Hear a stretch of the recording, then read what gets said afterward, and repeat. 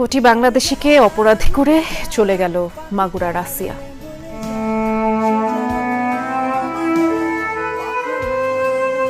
পৃথিবী সুন্দর, এই শব্দগুলো ছোট্ট আসিয়ার জন্য ভয়াবহ মিথ্যা। কারণ পৃথিবীর সবচেয়ে অসুন্দর অধ্যায়টি নিজের জীবন দিয়ে রচনা করে গেছে আমাদের আসিয়া। ফুলের মতো আসিয়া সবার চোখের মধ্যমণি হয়ে গিয়েছিল এ কদিনে।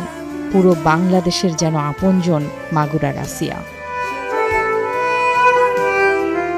যে বয়সে সুন্দর পৃথিবীর স্বাদ নেয়ার কথা, সে বয়সে মানুষরূপী পিশাচের আক্রমণে ক্ষতবিক্ষত হয় ছোট্ট একটা শরীর। স্নেহ মমতার ছোট্ট শরীরে কি যে কষ্টে ছটফট করছিল ছোট্ট আসিয়া। গোটা বাংলাদেশের কণ্ঠ জুড়ে আসিয়াকে সাথে নিয়ে এক প্রতিবাদ মিছিলে যাবার অপেক্ষা।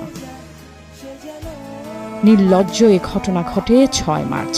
মাগুরায় বোনের বাড়িতে বেড়াতে গিয়ে মাত্র ৮ বছরের আসিয়া ধর্ষণের শিকার হয়। ৭ দিনের জীবন মৃত্যুর এক অবর্ণনীয় যুদ্ধ শেষে ছোট্ট আসিয়া পাহাড় সম অভিমান নিয়ে চলে গেল। অচেতন অবস্থায় মাগুরা থেকে ঢাকা মেডিকেলের আইসিইউতে এনে ভর্তি করা হয় আসিয়াকে। অবস্থার অবনতি হলে নেওয়া হয় লাইফ সাপোর্টে। গলার আঘাত গুরুতর হওয়ায় শ্বাস নিতে হচ্ছিল যন্ত্রের সাহায্যে। বোনের স্বামীর সহায়তায় শিশুটিকে ধর্ষণ করে বোনের শ্বশুর। শিশুর মা ৮ মার্চ ৪ জনের বিরুদ্ধে ধর্ষণ ও হত্যা চেষ্টা মামলা করেন। গ্রেফতার হয় ৪ জনই। সারা দেশ ক্ষোভে বিক্ষোভে ফেটে পড়ে। ধর্ষণের প্রতিবাদে আন্দোলনে নামে বিভিন্ন সংগঠন।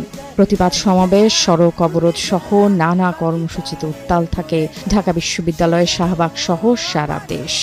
ধর্ষকের সর্বোচ্চ শাস্তি, ফাঁসির দাবিতে সোচ্চার হয় সচেতন নাগরিক। এর মাঝে উন্নত চিকিৎসার জন্য আসিয়াকে নেওয়া হয়েছিল সম্মিলিত সামরিক হাসপাতালে, কিন্তু আপ্রাণ চেষ্টায় সাড়া দেয় না আসিয়া। ২৪ ঘন্টায় ৪ বার হৃৎপিণ্ডের স্পন্দন বন্ধ হয়ে যাওয়া আসিয়ার অব্যক্ত অভিশাপ যেন বারবার উচ্চারিত হচ্ছিল। কোটি মানুষের ফরিয়াদকে পেছনে ফেলে আধফোঁটা আসিয়া ঝরে গেল।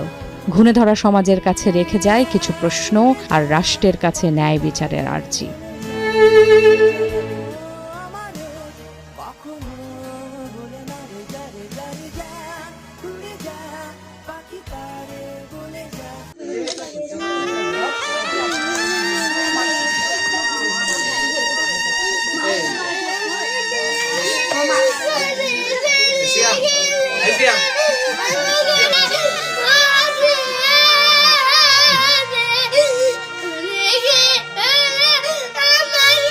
বাঁচতে দেয়নি মাগো আমায় এই দুনিয়ার মানুষ, আপন বলে যাদের জানো তারাই অমানুষ। কষ্ট দিয়ে মারলো গো মা, ধরলো চেপে গলা, এই পৃথিবীর কেউ দেখেনি আমার মরণ জ্বালা। কষ্ট দিয়ে মারলো গো মা, ধরলো চেপে গলা, এই পৃথিবীর কেউ দেখেনি আমার মরণ জ্বালা। ওদের মনে ছিল না মা তিল পরিমাণ মায়া, ওদের